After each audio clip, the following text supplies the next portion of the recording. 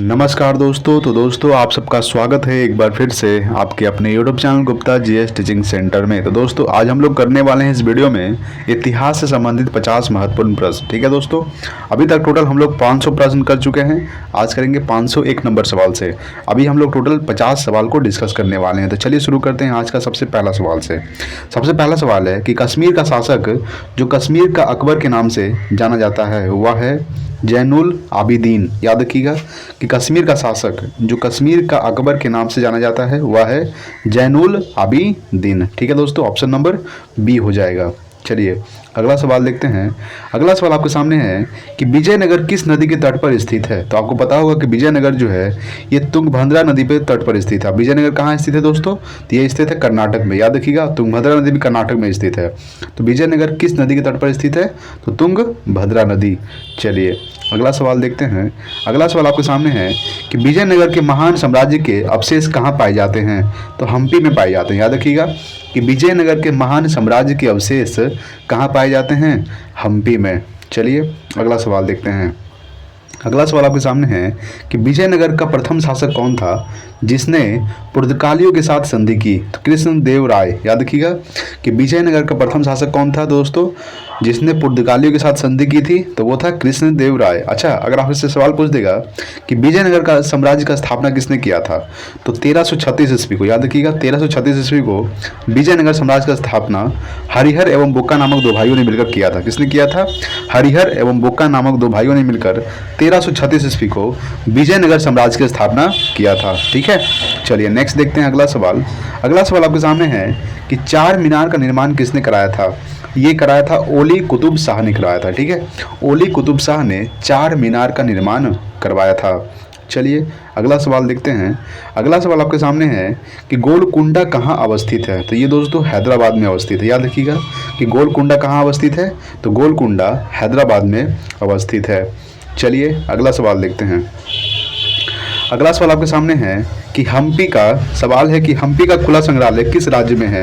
यह है दोस्तों कर्नाटक में। याद रखिएगा कि हम्पी का खुला संग्रहालय किस राज्य में स्थित है? कर्नाटक। नेक्स्ट देखते हैं अगला सवाल। अगला सवाल आपके सामने है कि मीनाक्षी मंदिर कहाँ स्थित है? तो ये दोस्तों स्थित है मदुरई में। याद रखिएगा कि मीनाक्षी मंदिर मदुरई में स्थित है। ठीक है, चलिए नेक्स्ट देखते हैं अगला सवाल। अगला सवाल आपके सामने है कि कौन सा सुल्तान नया धर्म चलाना चाहता था किंतु उलेमाओं ने विरोध किया? तो अलाउद्दीन खिलजी। याद रखिएगा कि कौन सा सुल्तान? तो अलाउद्दीन खिलजी जो था ये नया धर्म चलाना चाहता था किंतु उलेमाओं ने विरोध किया था। ठीक है, चलिए नेक्स्ट है अगला सवाल। अगला सवाल है कि दिल्ली के सुल्तान बलबन का पूरा नाम था गयासुद्दीन बलबन। याद रखिएगा ऑप्शन नंबर सी हो जाएगा। ठीक है, यानी कि गयासुद्दीन बलबन जो है ये दिल्ली सुल्तान बलबन का पूरा नाम था। चलिए अगला सवाल देखते हैं। अगला सवाल आपके सामने है कि निम्न में से किस राजवंश के अंतर्गत विजारत का चरमोत्सव हुआ? तो तुगलक के। याद रखिएगा कि निम्न में से किस राजवंश के?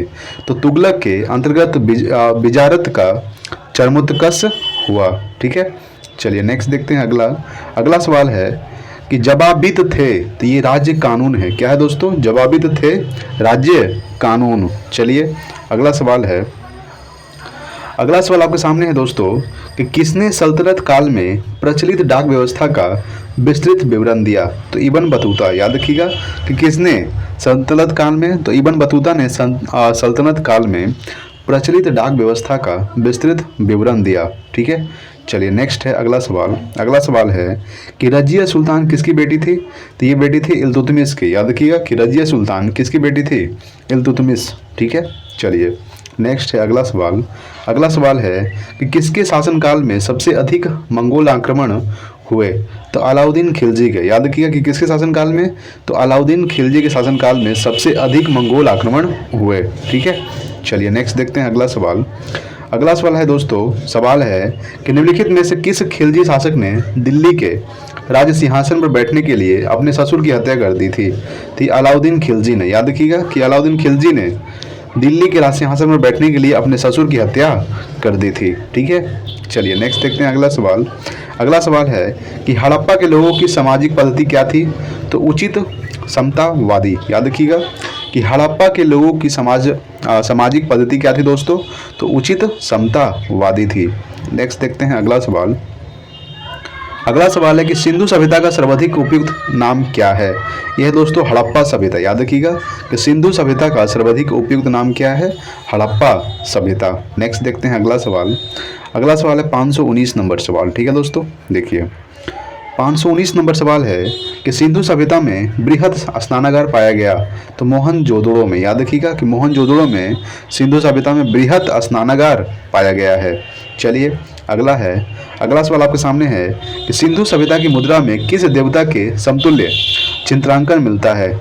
आग शिव के। ठीक है, आग शिव के, यानी कि सिंधु सभ्यता की किस मुद्रा में, सिंधु सभ्यता की मुद्रा में किस देवता के, तो आग शिव के देवता से के समतुल्य चित्रांकन मिलता है। ठीक है, चलिए नेक्स्ट है अगला सवाल है कि हड़प्पा सभ्यता किस युग की थी। यह है दोस्तों कांस्य युगीन सभ्यता। कैसी है, यानी कि हड़प्पा सभ्यता जो है ये कैसी सभ्यता है, ये कांस्य युगीन सभ्यता है।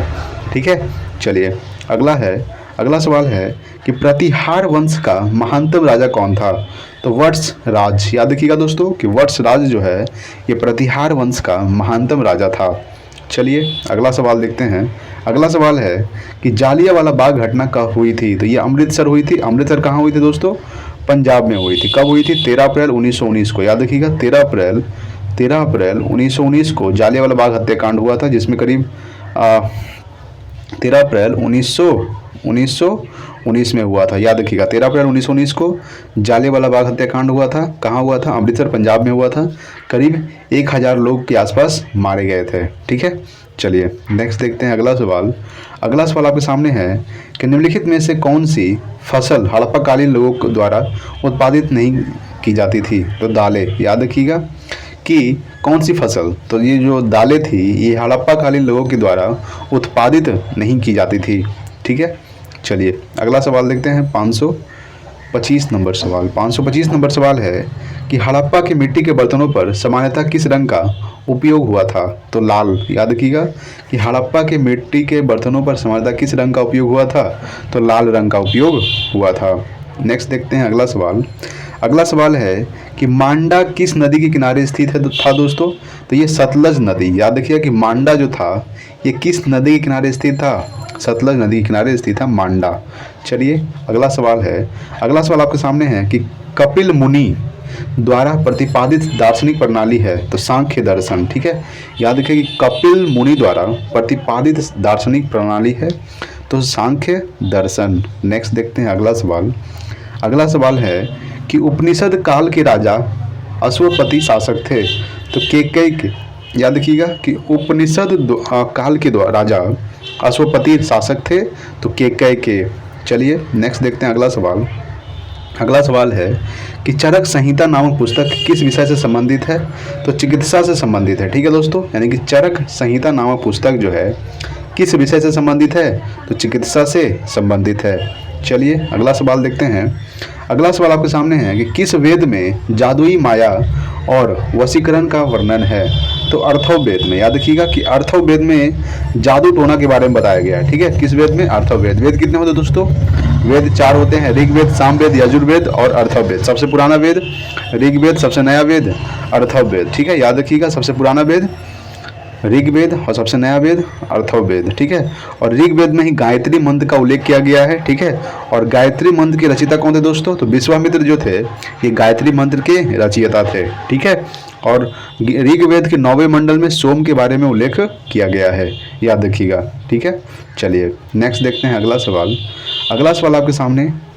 देखिए अगला सवाल आपके सामने है दोस्तों कि ऋग्वेद का कौन सा मंडल पूर्णतः सोम को समर्पित है।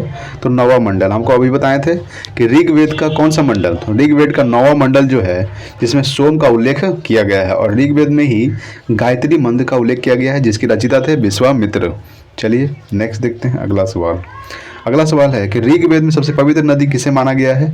तो सरस्वती नदी को ऋग्वेद में सबसे पवित्र नदी माना गया है। ठीक है, चलिए नेक्स्ट है कि वह स्रोत जिसमें पाटलिपुत्र के प्रशासन का वर्णन उपलब्ध है वह है इंडिका। ठीक है, कि वह स्रोत जिसमें पाटलिपुत्र के प्रशासन का वर्णन है जिसमें इंडिका में किया गया है। ठीक है, इंडिका के कौन थे दोस्तों, तो मेगास्थनीज थे इंडिका के रचिता थे। आपको पता होना चाहिए कि इंडिका किसकी है पुस्तक है, तो मेगास्थनीज की है। ठीक है, चलिए नेक्स्ट देखते हैं अगला सवाल।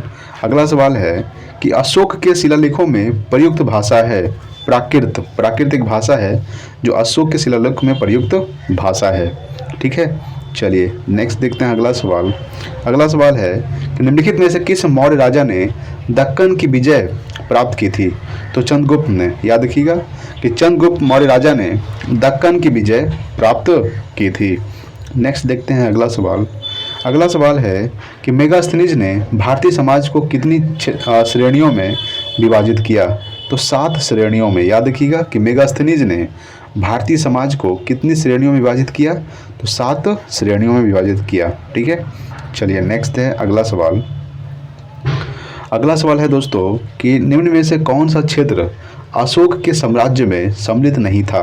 वो है दोस्तों श्रीलंका। याद रखिएगा कि निम्न में से कौन सा क्षेत्र, अफगानिस्तान जो था ये सम्मिलित था, कलिंग भी सम्मिलित था, बिहार भी सम्मिलित था। ठीक है, और सम्मिलित नहीं था तो वो था दोस्तों श्रीलंका जो है ये अशोक के साम्राज्य में सम्मिलित नहीं था। ठीक है, चलिए नेक्स्ट देखते हैं अगला सवाल। अगला सवाल है कि पाटलिपुत्र को किस शासक ने सर्वप्रथम अपनी राजधानी बनाई? तो चंद्रगुप्त मौर्य। ठीक है, याद रखिएगा कि पाटलिपुत्र को किस शासक ने सर्वप्रथम अपनी राजधानी बनाई?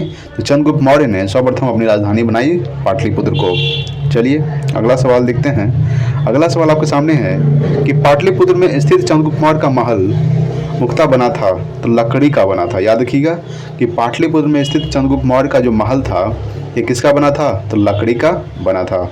अगला सवाल देखते हैं। अगला सवाल आपके सामने है कि जिसके ग्रंथ में चंद्रगुप्त मौर्य का विशिष्ट रूप से वर्णन हुआ है वह है विशाख दत्त। याद रखिएगा कि चंद्रगुप्त मौर्य का विशिष्ट रूप से वर्णन हुआ है विशाख दत्त में। ठीक है, विशाख दत्त एक ग्रंथ है जिसमें विशाख दत्त में चंद्रगुप्त मौर्य का विशिष्ट वर्णन किया गया है। चलिए अगला सवाल है। अगला सवाल आपके सामने है कि सातवाहनों ने पहले स्थानीय अधिकारियों के रूप में काम किया था तो मौर्य के अधीन। ठीक है, यानी कि मौर्यों के अधीन, यानी सातवाहनों ने पहले स्थानीय अधिकारियों के रूप में काम किया था तो मौर्यों के अधीन। नेक्स्ट है अगला सवाल। अगला सवाल आपके सामने कि निम्नलिखित में से वह महानतम कुषाण नेता कौन था जो बौद्ध बन गया था? तो कनिष्क। याद रखिएगा कि वह महानतम कुषाण नेता था जो बाद में क्या बन गया दोस्तों? तो ये बौद्ध बन गया। कनिष्क जो है बाद में बौद्ध बन गया। ठीक है, चलिए नेक्स्ट है अगला सवाल आपके सामने देखते हैं। तो देखिए दोस्तों, नेक्स्ट सवाल है 543 नंबर सवाल कि कुषाण काल के दौरान मूर्तिकला की गंधार शैली निम्नलिखित में से किसका मिश्रण है? तो भारत क्रिक शैली। ठीक है, यानी कुषाण काल के दौरान मूर्तिकला की गंधार शैली निम्नलिखित में से किसका मिश्रण है?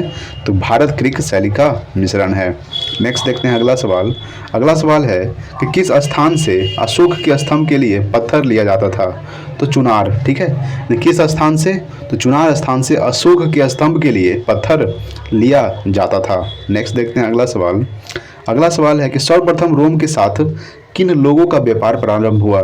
तो तमिलों एवं चेरों का। ठीक है, यानी सर्वप्रथम रोम के साथ किन लोगों का व्यापार प्रारंभ हुआ? तो तमिलों एवं चेरों का। नेक्स्ट देखते हैं अगला सवाल। अगला सवाल है कि निम्नलिखित में से कौन कनिष्क के बौद्ध होने के लिए उत्तरदायी है? तो अश्वघोष। ठीक है, यानी कि निम्नलिखित में से कौन जो है कनिष्क के बौद्ध होने के लिए उत्तरदायी है? तो यह है दोस्तों अश्वघोष। नेक्स्ट देखते हैं अगला सवाल। अगला सवाल है कि किस संगम युगीन राज्य के संरक्षण में 3 संगमों का आयोजन किया गया? तो पांड्य के। किस संगम युगीन राज्य के? तो पांड्य के संगम युगीन राज्य के संरक्षण में 3 संगमों का आयोजन किया गया। नेक्स्ट देखते हैं अगला सवाल। अगला सवाल है कि गुप्त वंश के किस शासक ने सर्वप्रथम महाधिराज की उपाधि धारण की? तो चंद्रगुप्त द्वितीय ने। याद रखिएगा कि गुप्त वंश के किस शासक ने? तो चंद्रगुप्त द्वितीय ने सर्वप्रथम महाधिराज की उपाधि धारण की। नेक्स्ट देखते हैं अगला सवाल। अगला सवाल आपके सामने 549 नंबर सवाल है कि कवि कालिदास किसके राज कवि थे? तो चंद्रगुप्त द्वितीय विक्रमादित्य के। ठीक है, चंद्रगुप्त द्वितीय विक्रमादित्य के कवि कालिदास से उत्तर राज्य कवि थे। ठीक है, चलिए आज का लास्ट सवाल 550 नंबर सवाल है दोस्तों कि गुप्त युग में जो विश्वविद्यालय प्रसिद्ध हुआ था नालंदा। याद रखिएगा कि गुप्त युग में जो विश्वविद्यालय प्रसिद्ध हुआ वो कौन सा विश्वविद्यालय था दोस्तों? तो नालंदा विश्वविद्यालय। ठीक है दोस्तों, तो हमने टोटल 50 सवाल को डिस्कस कर लिए हैं। अगर वीडियो अच्छा लगा होगा तो प्लीज़ लाइक कीजिएगा, शेयर कीजिए अपने दोस्तों के पास। अगर चैनल पे नए हैं तो प्लीज़ सब्सक्राइब कीजिए। Thanks for watching. जय हिंद, वंदे मातरम।